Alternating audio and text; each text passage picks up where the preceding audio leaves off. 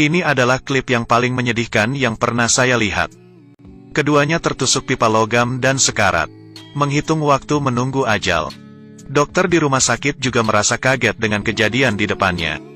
Mereka belum pernah melihat pasien seperti itu. Setiap orang yang melihat memiliki ekspresi serius di wajahnya. Tapi pasiennya sangat tenang dan ceria. Dia juga bercanda dengan dokter untuk menghidupkan suasana. Pada kasus ini, siapa yang punya permen untuk mengharumkan pernapasan? Setelah itu mereka tertawa singkat.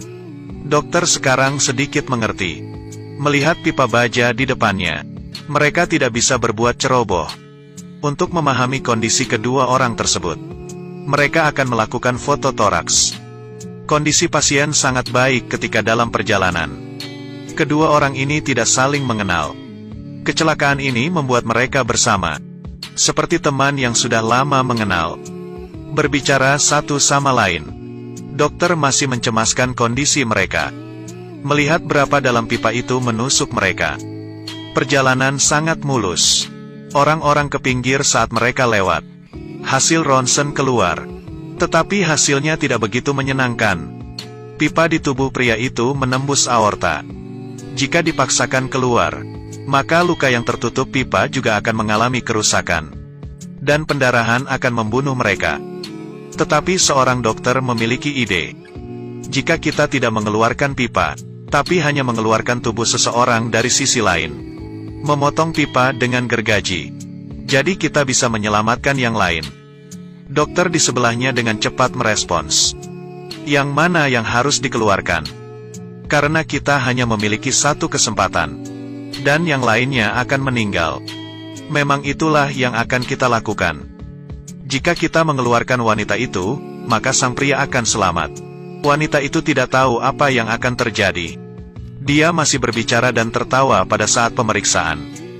Dia tidak tahu kondisi fisiknya. Dokter meminta mereka untuk menggerakkan kaki. Kaki pria itu bisa digerakkan, tapi sang wanita tidak bisa. Wanita itu bertanya, apakah kaki saya bergerak? Dokter melihat jari kakinya, dan tidak enak berkata yang sebenarnya. Dia hanya bisa menjawab dengan senyum. Mereka mati rasa satu sama lain. Mereka yakin bisa melewati kesulitan ini. Melihat senyuman di wajahnya, dokter merasa iba, dan meninggalkan mereka. Setelah melihat hasil pemeriksaan, mereka akhirnya memutuskan untuk melepaskan wanita itu. Karena meskipun mereka mencoba yang terbaik, cedera wanita itu bukan sesuatu yang bisa diselamatkan oleh para dokter ini. Setelah selesai dengan perencanaan, para dokter datang ke ruangan mereka. Karena mereka tidak bisa menunda waktu. Resiko infeksi semakin besar. Mereka harus segera membuat keputusan operasi tersebut. Setelah mendengarkan perkataan dokter, wanita itu sama sekali tidak marah. Seolah-olah ia menjadi tenang. Tetapi pria itu dengan suara keras berkata, ini tidak adil. Seperti ini sangat tidak adil. Kedua orang bersama-sama meninggal.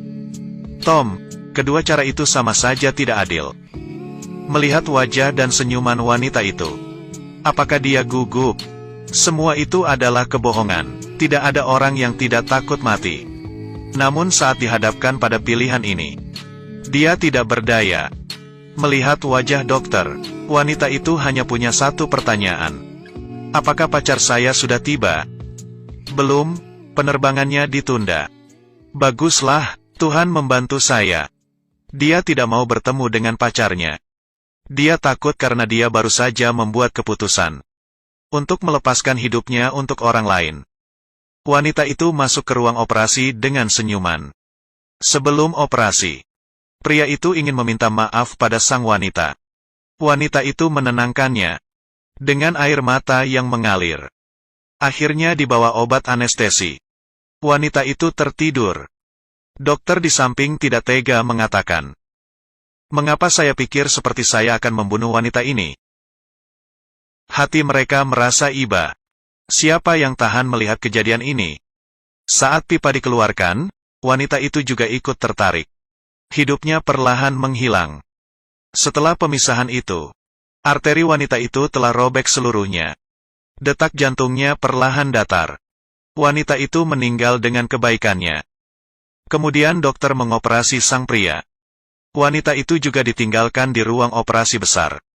Pria itu selamat, dan wanita meninggal. Mungkin kita tidak dapat memprediksi apa yang akan terjadi besok. Tetapi satu-satunya yang bisa kita lakukan adalah dengan menghargai setiap waktu. Hal seperti ini akan dialami oleh setiap orang.